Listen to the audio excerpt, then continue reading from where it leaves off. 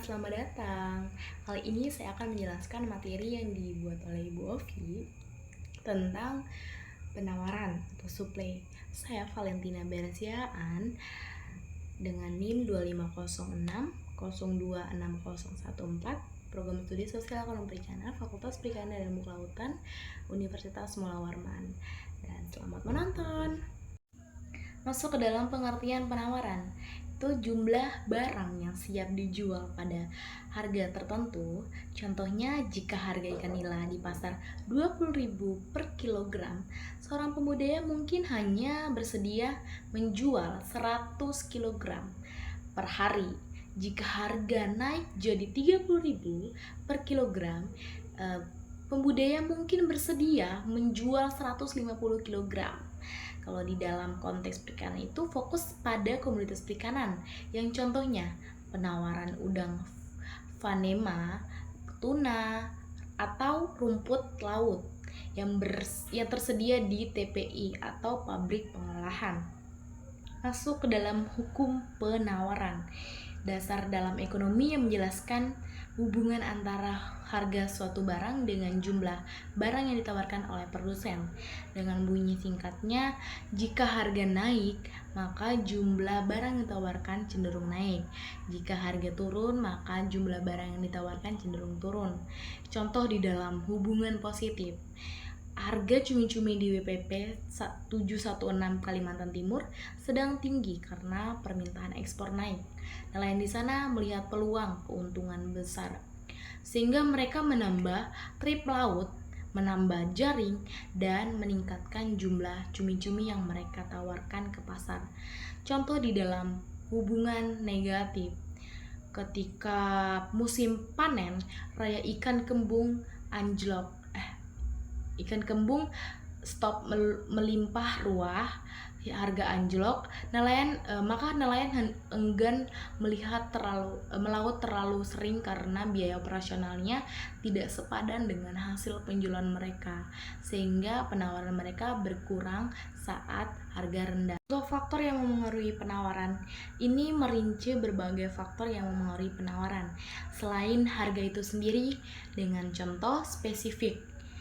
Pertama, harga komoditas itu sendiri, itu sama seperti contoh hukum penawaran. Yang kedua, musim dan cuaca. Contohnya, saat musim angin barat dengan gelombang tinggi, banyak nelayan tidak bisa melaut. Akibatnya, penawaran ikan di pasar lokal berkurang drastis. Yang ketiga, teknologi dan inovasi. Yang contohnya, penemuan teknologi budaya udang super intensif yang memungkinkan panen lebih cepat dan lebih banyak per hektar. Ini meningkatkan penawaran udang secara keseluruhan. Keempat, kebijakan pemerintah.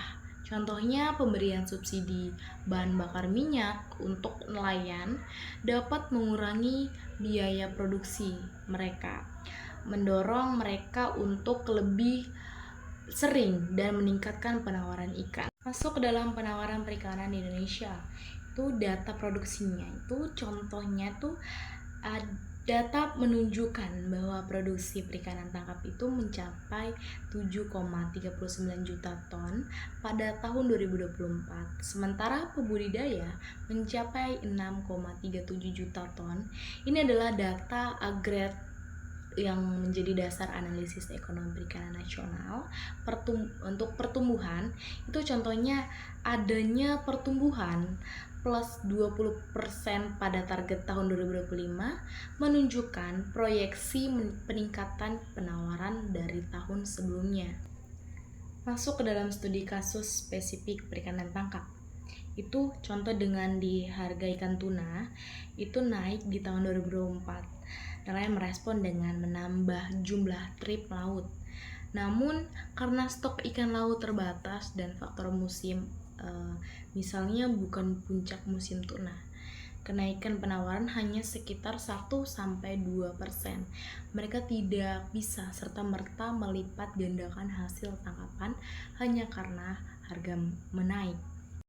Masuk ke dalam sektor budaya Indonesia yang lebih fleksibel. Pertama, ada responsif terhadap harga. Contoh dari saya, ketika harga nila atau lele di pasar sedang baik, petani tambak dapat dengan cepat meningkatkan input produksi mereka dengan membeli pakan lebih banyak, menebar bibit lebih banyak untuk meningkatkan hasil panen di siklus berikutnya. Mereka bisa mengontrol lingkungan produksi, tidak seperti nelayan yang tergantung pada alam liar.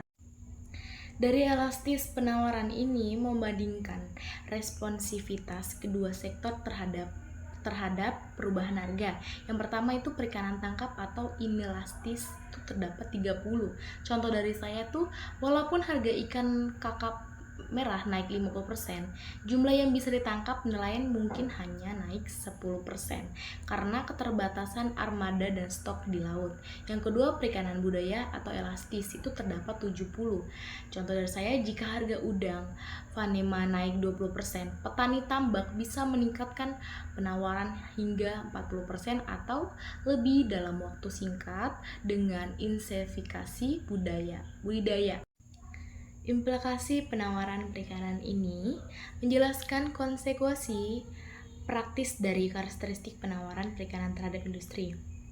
Pertama, kebutuhan cold chain atau rantai pendinginan.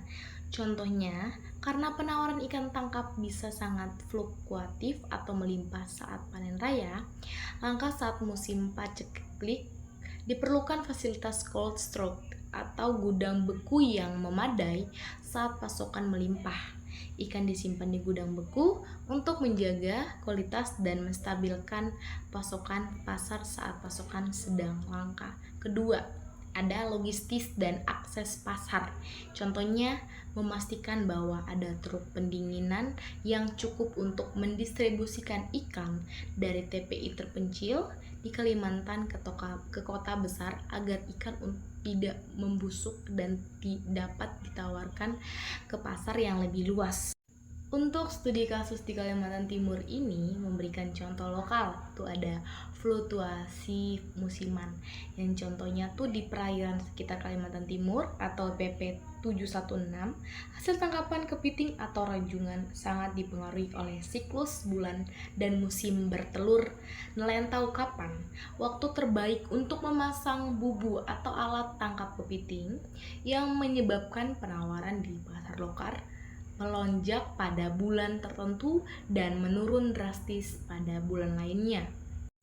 Demikian penjelasan komprehensif saya mengenai materi yang dibuat oleh Ibu Ovi tentang penawaran suplai komoditas perikanan, yang saya jelaskan materi dengan contoh-contoh nyata di mana kita bisa memahami dinamika penawaran baik dari sektor tangkap yang inelastis maupun budaya yang elastis.